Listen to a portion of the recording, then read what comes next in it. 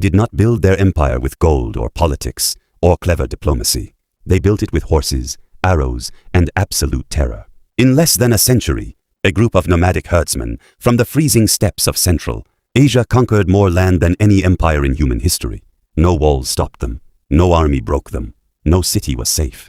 Ladies and gentlemen, welcome to the most spectacularly violent success story ever told.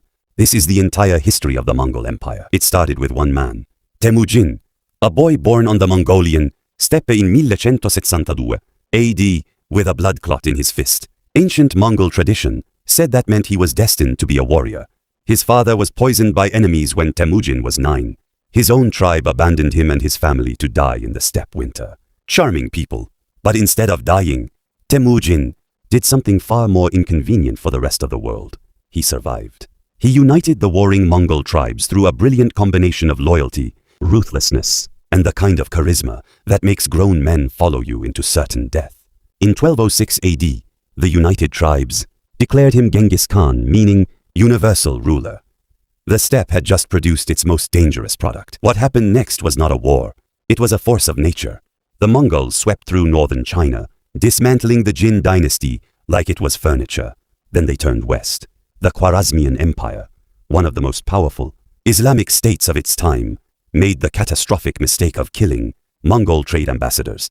Gengis Khan's response was not angry. It was surgical. He erased entire cities. Samarkand gone. Merv gone. Nishapur so thoroughly destroyed that the Mongols reportedly salted the earth so nothing would grow back. That is not war. That is a statement. Gengis Khan died in 1227 AD. Cause of death still debated by historians, which feels very on brand for a man who made nothing easy.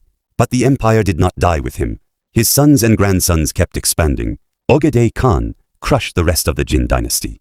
Batu Khan swept through Russia and Eastern Europe like a cold wind nobody saw coming. Then came Kublai Khan, the grandson who decided conquering was fine, but ruling in luxury was better, founding the Yuan dynasty in China and becoming the most powerful man on earth. But here is the twist nobody puts in the textbook. The Mongols were not just destroyers. Under the Pax Mongolica, the Mongol peace, trade flourished across the largest connected land empire ever seen. The Silk Road came alive. Ideas, goods, and plague, yes, plague, moved freely across continents. The Black Death that killed a third of Europe. Historians trace its spread directly along Mongol trade routes, helpful and catastrophic simultaneously. Classic Mongols. The empire eventually fractured into 4 khanates. Too large, too diverse, too stubborn to stay unified.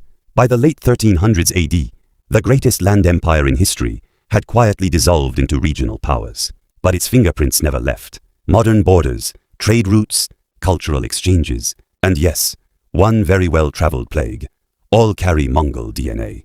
If this blew your mind, drop the name of the next empire you want destroyed and rebuilt in the comments. Subscribe, because history this chaotic deserves a front row seat.